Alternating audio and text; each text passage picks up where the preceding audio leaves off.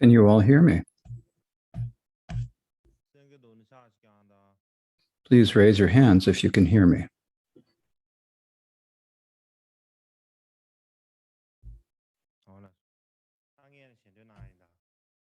We will begin with the opening prayers.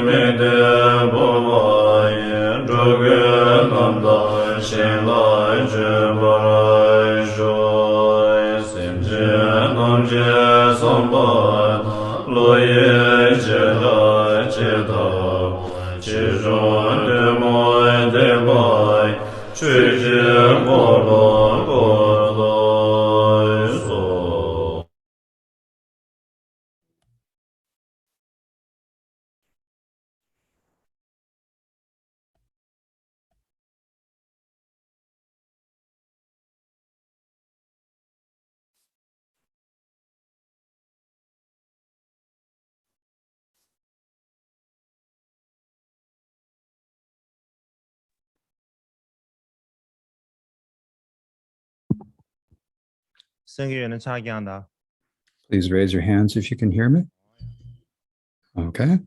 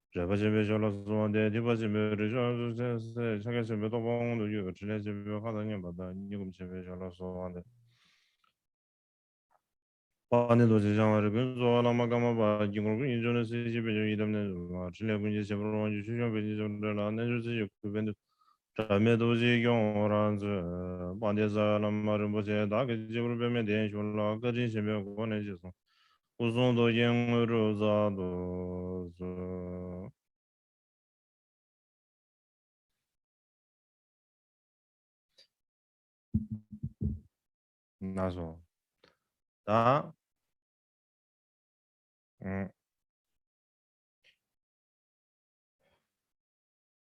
음,那么那个상황으로야 동마 자시베 섬주시와의 잡지도 First of all, I would like to offer a warm welcome to all of you.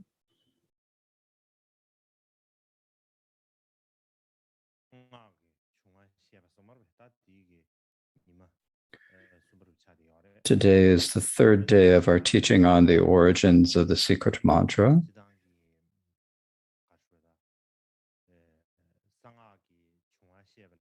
And yesterday, as I mentioned the other days, in the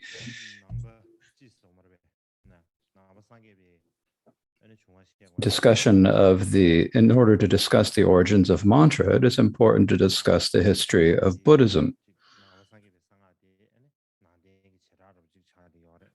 This is because the secret mantra Vajrayana is a subset of Buddhism. And in order to discuss the origins of Buddhism,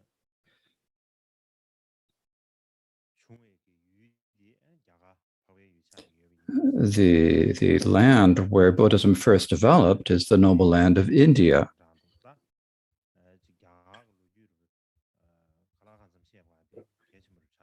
And so it is important for us to know a little bit about the history of Indian civilization, or of the country of India. In order, once we know the ultimate origin of the secret Vajrayana, then we can see that the secret mantra Vajrayana has sources and a basis.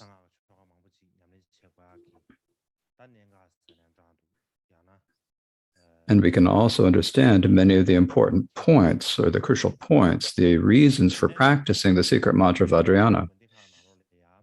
However, in our monasteries and nunneries,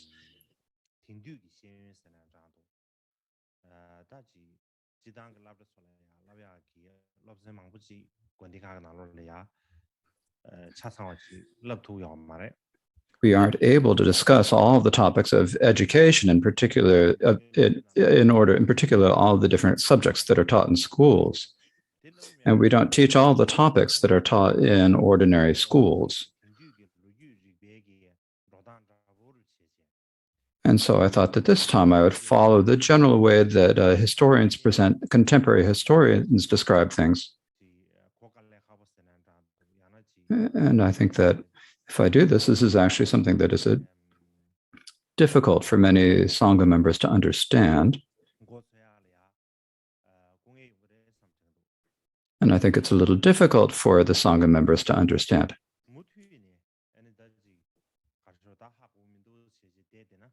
But if we continue just saying, oh, I don't know, then it's not okay. Then we just end up without any basis or any support. And then eventually within our monasteries,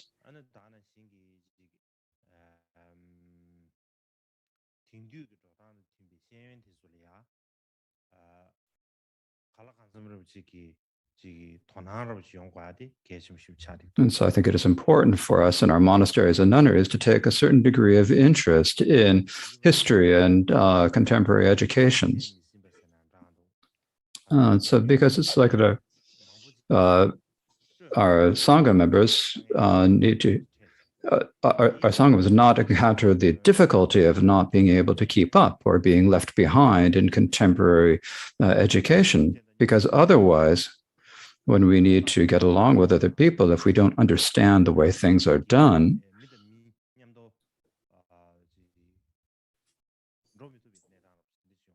or we will be unable to actually go along with or progress with other people.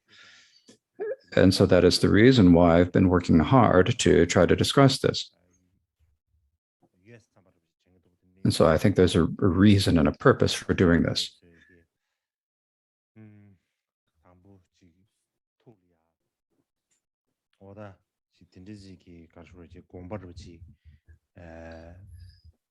So I think it is important for all of us to begin with that sort of an understanding. So now I'll continue with the teaching. So, as I said the other day, we can talk about Indian history and in four periods, or four eras. So, we can divide basically into four parts. The reason why we're dividing into parts is because it's several thousand years of history of India. So, if we all take it as one piece, it's hard to understand. If we divide it into sections, it is easier for us to understand. And so for that reason, yesterday I mentioned that I would divide it into four periods. And so today we've come to the second period. And the second period is what we call the Vedic period. Even within the Vedic period, there are two parts, the early Vedic period and the late Vedic period. And this is because the Vedic period is also rather long. And so if we don't make a subdivision of it into two parts, then it's difficult for us to understand it. So when we're speaking about the early Vedic period, the first thing we need to understand is that when the Vedas first appeared,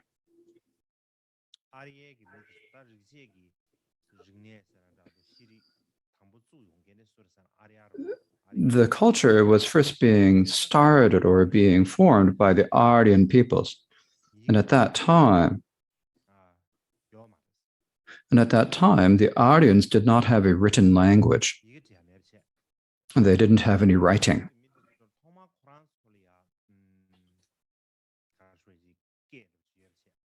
They had their own original language, as I mentioned before. They came from, they gradually or moved in stages from Central Asia to India. So they had their own ancestral language. And when they arrived in India, they developed what we could call the Vedic language. As the Vedic language developed, then what it became is what we call the Sanskrit language. And so this is the hypothesis of most scholars. When we talk about the language of Sanskrit, when did it arise?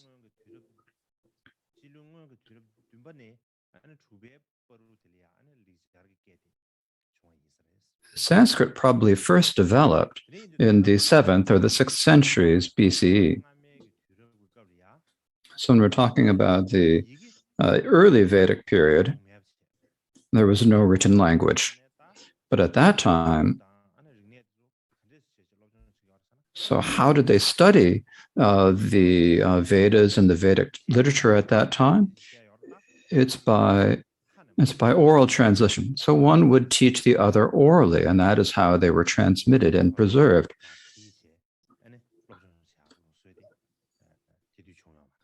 At that time, there was no tradition or custom of writing them down and teaching them in that way. So when we look at if we need to study the early Vedic periods, and so what are the texts that we can study? Then the main source is the Rig Veda. There's basically no other historical source than the Rig Veda. Now, this Rig Veda, what is written in that, or what is described in the Rig Veda?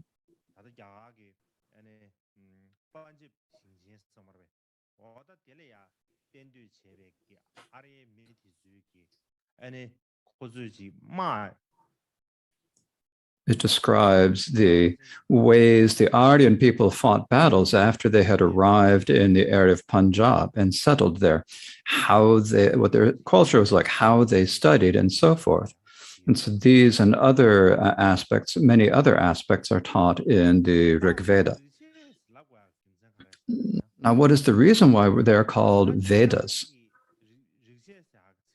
When we talk about the word Veda, so in Sanskrit, it's called Veda, right? And the word Veda now has become very widely used. And so most of you have probably heard the word Veda or Vedic. And so what among the Vedas, what is the Rig Veda?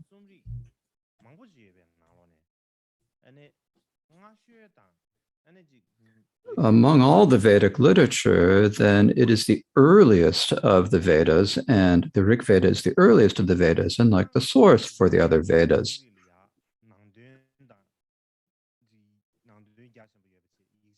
Now, the Rig Veda speaks about many topics, and it has a very vast scope.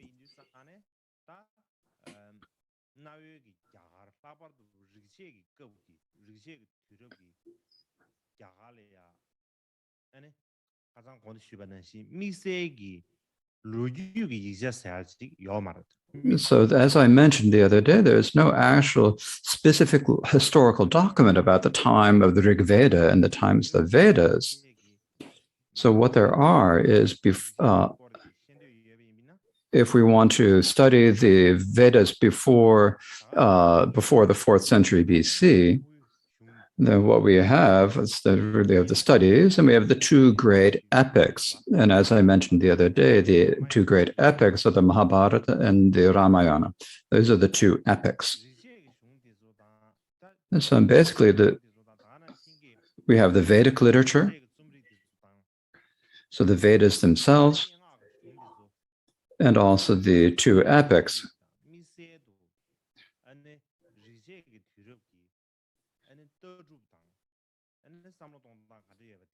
Basically, these texts are essentially the only way to learn about ancient Indian culture or knowledge or how Indians thought at the time and so forth. So they're like the indispensable documents for all of us.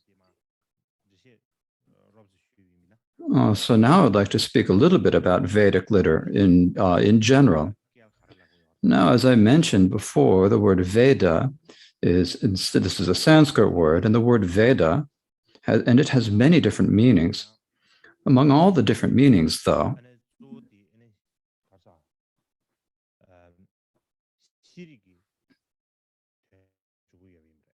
the main meaning is that it means knowledge. Please wait a moment.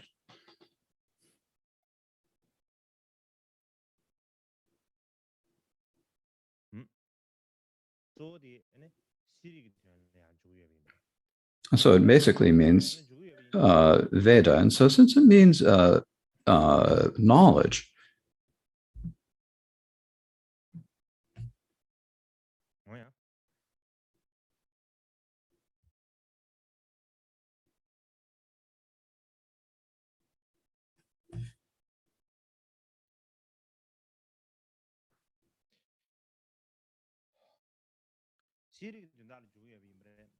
since it means, it basically means the word Veda has many different meanings, but it primarily means prajna, or wisdom, or knowledge.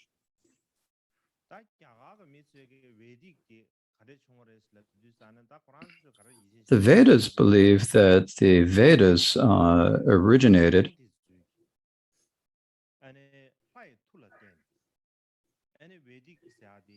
that the ancient sages were blessed or came under the power of the gods, and they came out just orally from the ancient sages. It's like the Gesar epics in Tibet, people who haven't ever had any education, or they don't know how to write, they don't know how to read. And there are these bards, and they and while they're leading their lives as they're caring for livestock and so forth, as they're going, they fall asleep when they're herding animals, and in their dreams, they have dreams about the events of the time of Gesart, and then when they wake up, and then a few days later, they become a little bit unhealthy, they feel a little sick. And once they get better, then they recite they just, without thinking at all, without any hesitation, they recite the the text of Gesar, as if it's been reciting, playing a recording. It just comes right out as if it was, and the words are, they're able to say the words really clearly. Now, actually, they don't know how to read. They've never had any education. And yet they recite, volumes of texts of Gesar epics from their memory. And so the Indians believe that through the power of the gods, the ancient sages were able to just recite them out of the power of their mind. And that is what they believe. And so for this reason, the word Veda means come from the power of the gods. So if we practice the Vedic texts, then we will be able to develop unexcelled wisdom. And so that is why they're called Vedas. They're what help us gain wisdom, gain knowledge. And so that is the history. Now, when we talk about the Vedas, and take a larger, deeper understanding of them, and we talk about the Vedic literature. And we talk about the Vedic literature, then it's not just the four Vedas, but there are also many other compositions or texts that can be included within this category. So to show you all now, it is like this.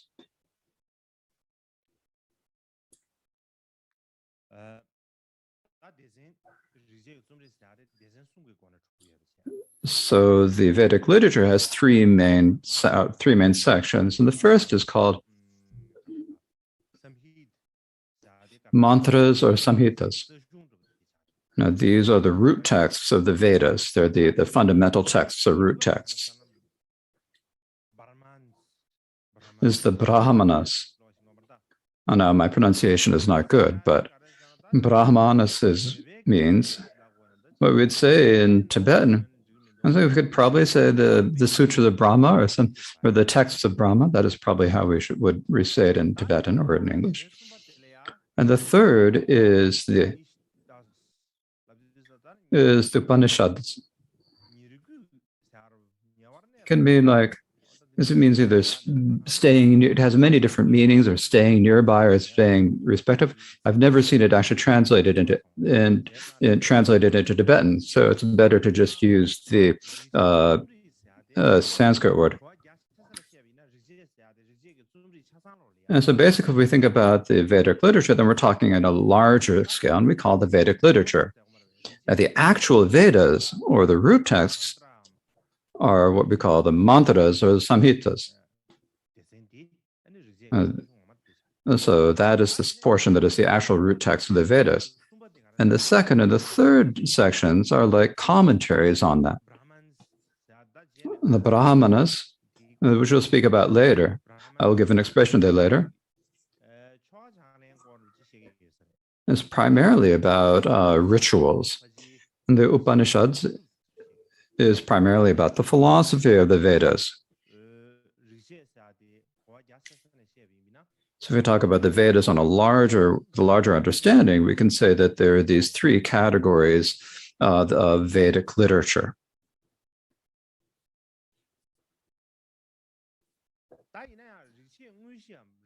Now, even within the Vedas, what are the actual Vedas? It is the first subsection, the mantra, is this first section that we call mantra, and it is also called samhita.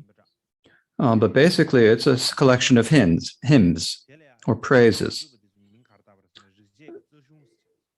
So what later scholars called is the root text of the Vedas.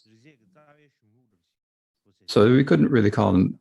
So we call them the root Vedic texts.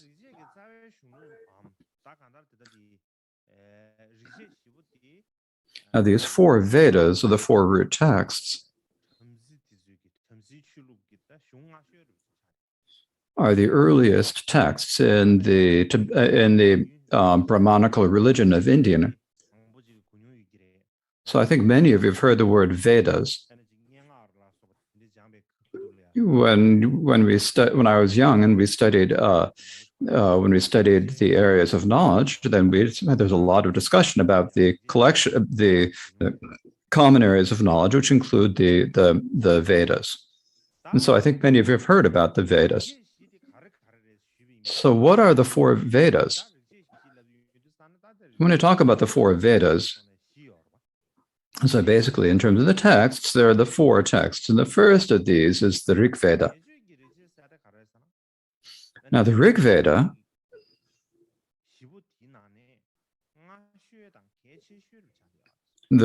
is the earliest and the most important of the four Vedic texts. So in Sanskrit, it is called the Rig Veda. Now the second is called the Yajur Veda. The Yajur Veda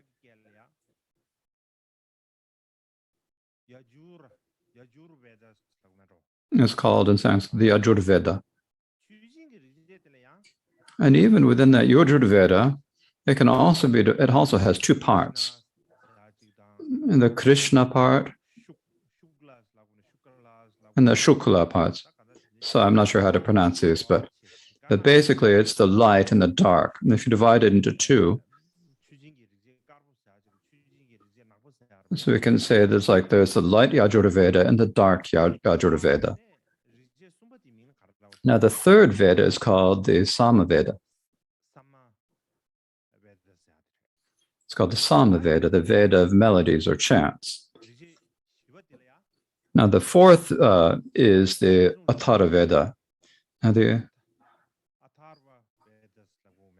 Atharva Veda is the name of it.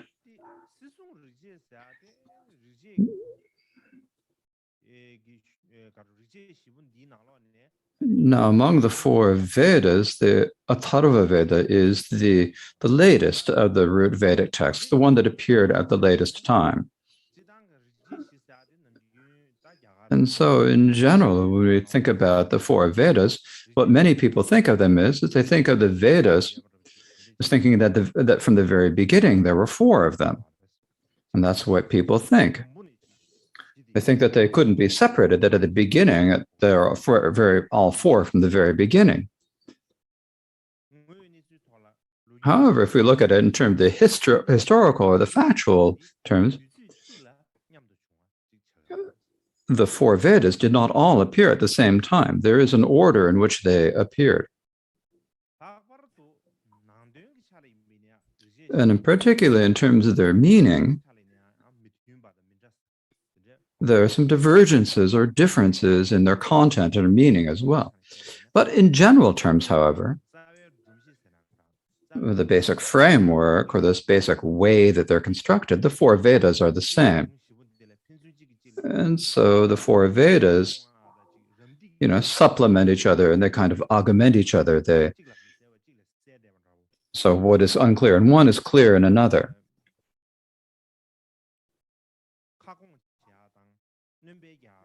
Or they fill in what the gaps, or they augment each other.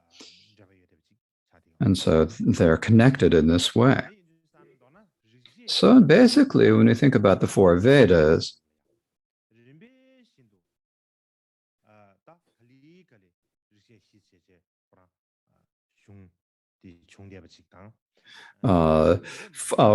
developed over the course of several hundred years. They were gathered over the course of many generations, and in the end, they were all compiled into one, and that is in the end what became the four Vedas. It was not like a single person wrote the four Vedas all at the same time.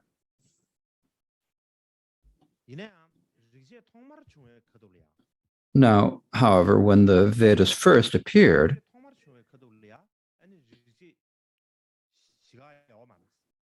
no one talked about there being four Vedas.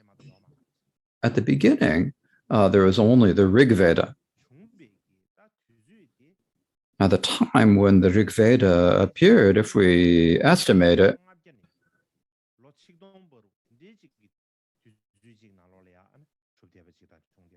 It was probably composed or compiled during the period from 1500 to 1000 BCE. And so what is this Rig Veda?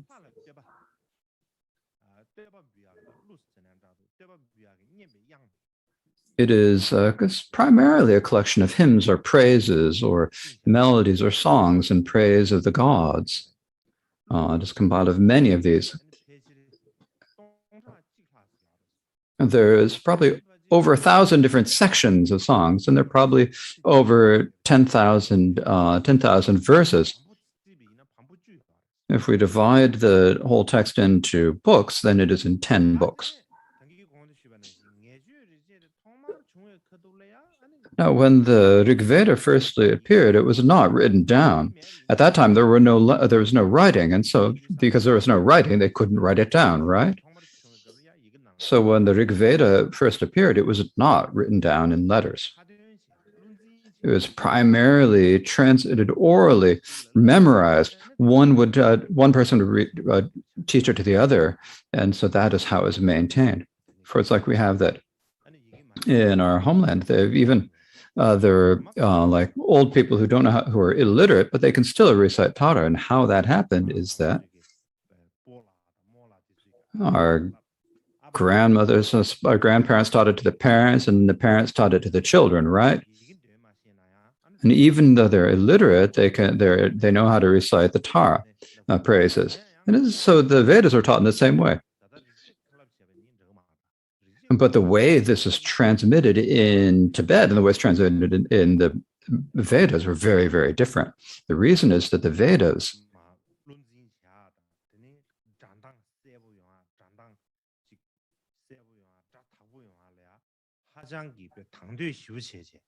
because they took a great interest, the Brahmins took a great interest in preserving the pronunciation exactly as it was.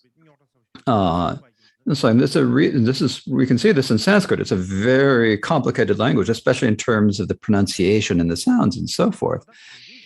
And the reason is because the Vedas in transmitting the Vedas, they're very preserving the pronunciation and all the aspects of the language very exactly. And so for example, so like when we recite it and to memorize and transmit things in Tibetans, we don't really worry about whether the pronunciation is clear or not. It wasn't like that with the Vedas. The way they memorized things and the way they recited texts, they took great care over the pronunciation. They had a very strict manner of doing this, and they had a sequence that they studied it in. So basically, when we talk about the Rig Vedas, it wasn't written down at first, but eventually, as is transmitted from one person to the next during the later Vedic period, and then only at that time was it all compiled. Now, of course, there were some differences. When one person transmitted to another, and they transmitted to oral, there were some differences. They collected and they compiled them all, and they corrected all the variations, and then only at that time did they write them down in words. And for this reason, when we had there was the great Chinese master Yi Jing, who came in the 7th century AD. He went to India at the end of the 7th century. And there is his text, the record of Buddhist practices sent home from the southern seas. And he wrote there that he says, they were all transmitted orally and not written down. And the Brahmins with the sharpest minds could recite 100,000 verses. So what this shows me is that at that time, when he went and saw the Indian Brahmins would recite the Vedas, they memorized the Vedas. And we talk about reciting.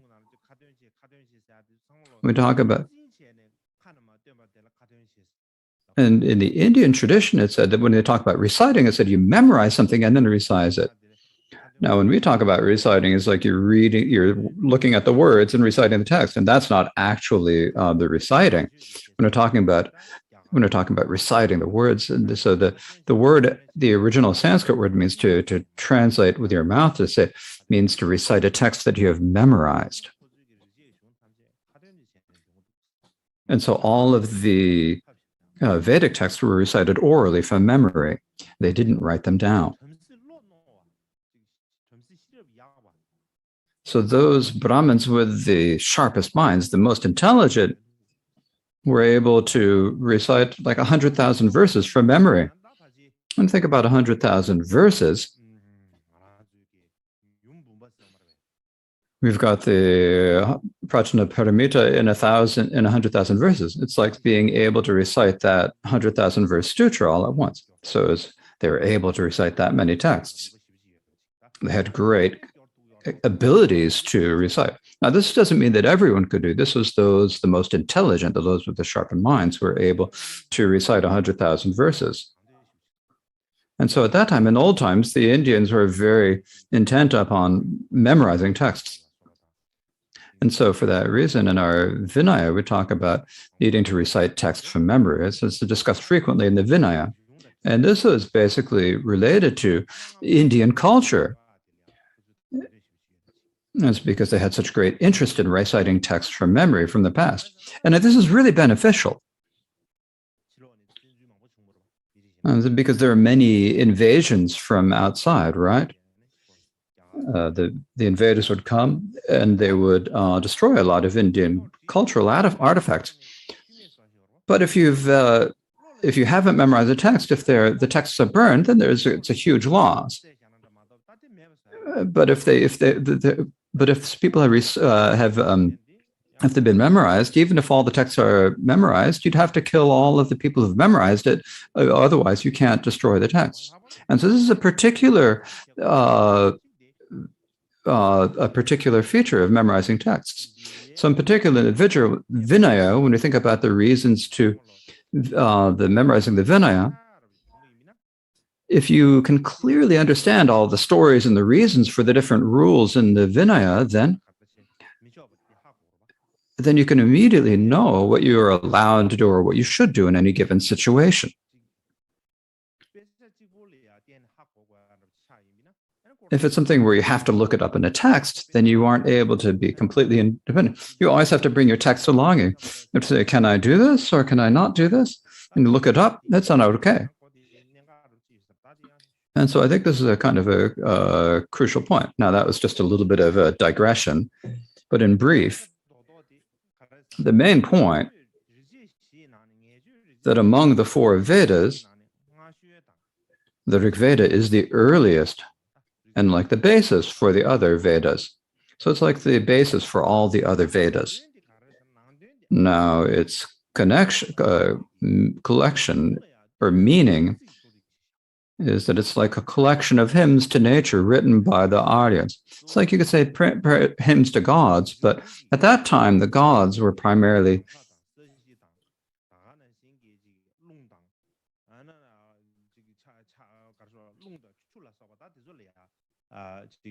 at that time, they recognized the natural phenomena such as the heavens and the earth and the sky, the storms and the rain and so forth as gods. And so then they'd write praises of them in collection, make this collection of the hymns.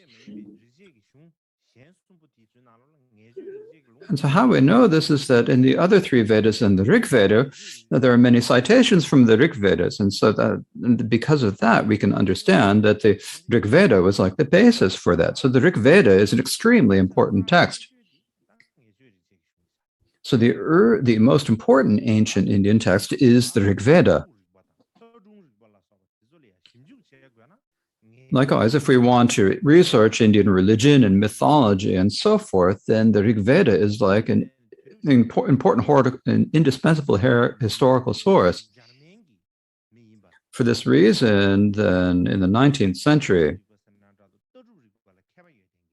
a German scholar and who is well versed in very difficult.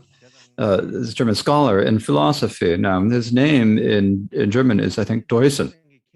When we talk about Deussen, it's difficult to say it in German. No matter how much I try the German pronunciation, it's difficult. But anyways, in any case, what this Indologist Deussen wrote is that there's no way to know Indian philosophy without knowing the Rig Veda. So basically, if you don't know the Rig Veda, then there's no way you can talk about Indian philosophy or Indian religion, as he said. And I think this is really, it really seems true. There's reasons why he said this. The reason why he said that is that the Rig Veda is the Indian, whether we talk about the philosophy or the gods or whatever we need to speak about in terms of Indian philosophy or Hindu philosophy, the root of it that it all comes down to is this text, the Rig Veda. And so we absolutely have to know this text.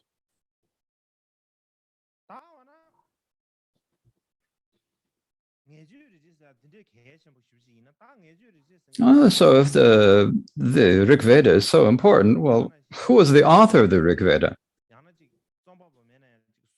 Well, if it didn't have an author, who was it who made it? Is there someone who made it?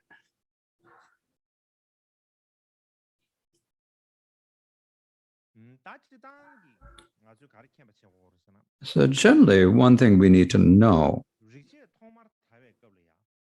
is that when the Vedas first appeared,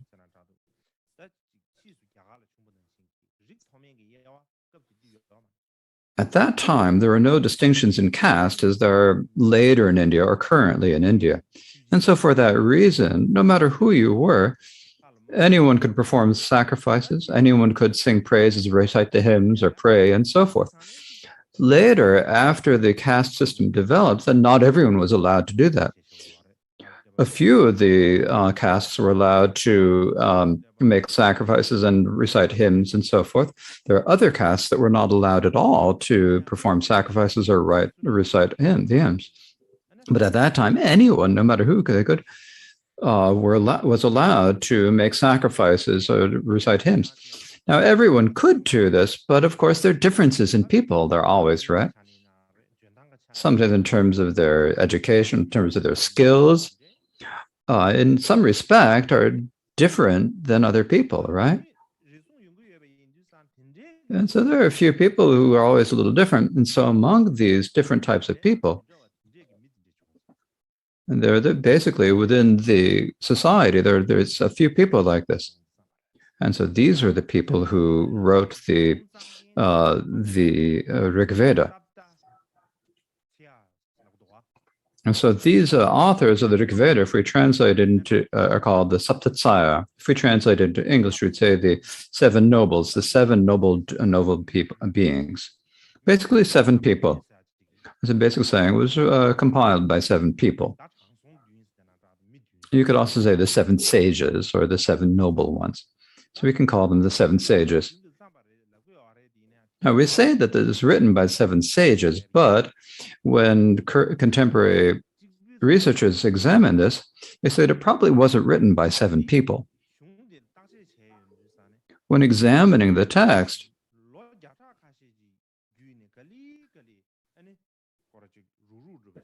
it was probably compiled and collected over the course of many generations, over the course of several hundred years. And so it's basically a compilation of texts written by many people over several hundred years, not by just a few people. In particular, in ancient Indian tradition, they were all the same. The people of the same, the people of the same tradition would have the same family would all have the same names. So, for example, someone like a sage would write something, then someone in the family could use that same. And so the name said it is a single person, but actually it was written by several generations of the same family. So when you talk about these seven sages or the seven nobles, are people of the same familial lineage who wrote the Vedas.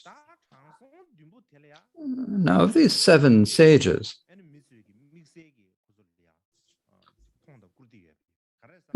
people respected them especially highly because they were different than ordinary people. And in particular, when the Rig Vedas first appeared, they came up from the blessings of the gods, like our Gesar epics these days. People who would just all of a sudden be able to recite them out from memory. And so these people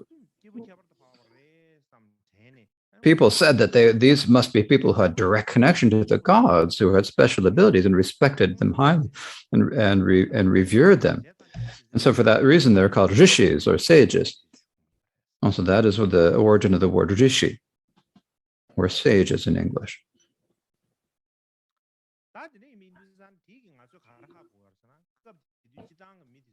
And so what this shows us is that at that time, anyone could perform sacrifices or perform rituals. Anyone could make offerings to the gods or offer praises to the gods. Anyone could do it in any ritual. Everyone was allowed to do it. It wasn't like the later Indian tradition. However, when you're doing particular sacrifice, a really complicated and elaborate sacrifice, you needed someone with experience and with the knowledge and the skills to be able to perform that service. For example, when they're performing a sacrifice for their own to the gods for their own purposes, they had their own lama. It's called a purohita. We call it later in Tibetan. It's called the purohita. So these were the clerics who later would be stayed by kings to give it to advise the kings. One aspect was to advise the king. The other was to perform sacrifices to the gods on behalf of the king. So they needed a priest to perform these functions. And any king absolutely had to have a purohita. And you couldn't have just any other person for that function. You had to have someone with the education and the experience, and to have that status of the royal priest. Likewise, with armies, you also needed a special person to conduct rituals and sacrifices in order to ensure victory in battle. So at the very beginning, everyone was allowed to do ritual sacrifices, but when you had to do a special or a collaborate ritual, you would have someone who was specifically trained or specifically learned in doing this. And so they had to have special people. So what happened from that is that gradually that is how the Brahman class or caste developed. So the Brahmana class began from that, because these are people who had specifically studied the Vedic rituals and the sacrifices, and that was their job, to particularly perform these sacrifices. And so there's that caste developed, and gradually this became what we call the Brahmin class. And then gradually the Brahmin class said, we're the highest level, we're really good, and the other castes are not as good. And then gradually, because of that, there was the distinctions in the class. So that's how it began. But at the beginning, there was no castes. But the different ranks of the class, which in general came from that, developed through that way.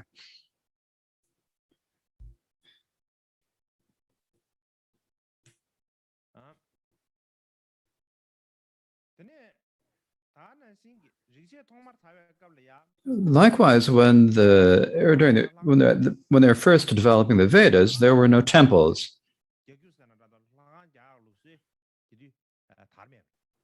At that time, there was no custom of building temples. In the place where there was no fixed place where you had to perform a sacrifice, like a particular ritual building or someplace where you need to do that. In the end, there weren't any even figurines or statues, any representations of the gods, whether written, painting, or whether sculpted, or whether carved. And there were no such figurines of the gods.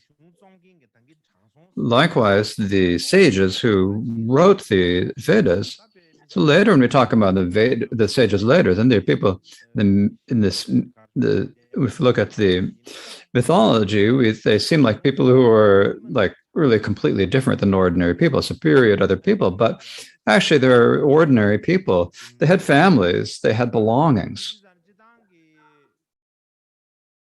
And at that time, every household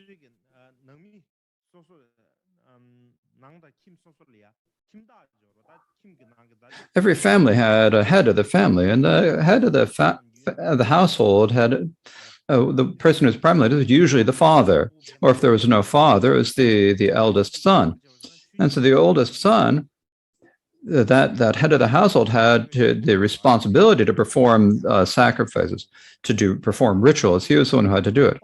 If there was a war and they had to go to war, he was the one to go to war.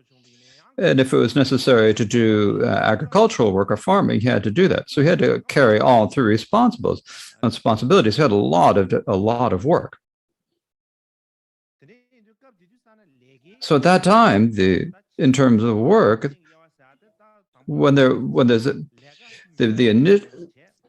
the beginnings of the caste system, that first there are people who different jobs, and because of having different jobs, they gradually developed the caste system of higher and lower caste. But at that time, there was no the caste distinction. So a single person had to do many different people. One person had to perform sacrifices and do the farming and so forth.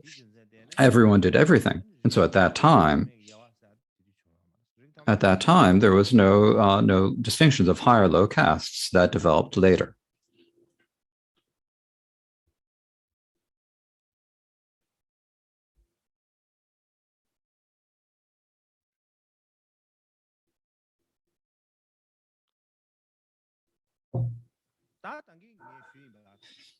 Now, as I mentioned before, when the Vedas first appeared, the authors, the compilers of the Vedas were the seven sages. So now these seven sages became very well known.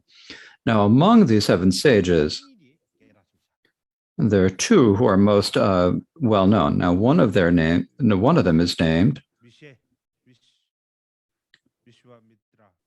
Vishvamitra. So Vishvamitra. So one of the sages is called Vishvamitra, and the other is called Vashishta. And so there are these two sages. So these were the greatest of the seven sages. And I think that their names are in Tibetan, but I couldn't find them. And I thought, if we can't find an attested source, it's not okay to just make it up. So for that reason, I'm just leaving them in Sanskrit. Now, at the time that these two sages appeared, at the same time, there was a king at that time, and his name was Sudas. This probably means well seen, or now this king Sudas was a very well-known king, very famous king. And he respected both of these two sages very highly. He revered them highly. So he looked up to them quite a bit. But as we have the saying, to say the saying, in a single land, you can't have two kings. Two kings in a single land can't together. The same as if you have two tigers, they can't live on the same hill. One will say, this is my area, and the other will say, this is my area, and they'll fight, right? And similarly, the two great sages, the king treated both of them well, and so the two of them fell out with each other, and there are many disputes between the two of them. And their descendants also developed different views, and there's many disputes between them. And sometimes they even had fierce battles, but they don't need to speak about the details. But later, what people said is that, so later people would say that the sage Vashishta is in the Brahmin caste. And Vishvamitra, the sage named Vishvamitra, was in the Kshatriya class, or the royal class. Now, at that time, there was no distinction between the Brahmins and the Kshatriya class. But later, and during the time of the later Vedic period, at that time, after the caste system had developed, it was explained in this way as being a different caste. But in any case, these two sages were extremely important. And later, as I speak about other situations, then we will mention, it's possible that I will mention these two sages again. Now, in any case, at the same time as the two sages, there's the king, King Sudas. Now, think about King Sudas. He was a very important historical figure from that period. And the reason for that is that at that time, when the Aryan peoples were living in the region of Punjab, were not a particular kingdom like they are today. It's like in our country, you have clans or you have different tribes. So in each of these tribes or clans, each of them had their own leader. But at that time, the king Sudas was the most powerful chief and the most he was the chief of the largest and the most powerful of the tribes. And then at the area of Punjab,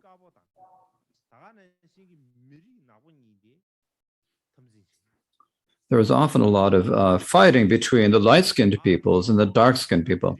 So the light-skinned people were the Aryans,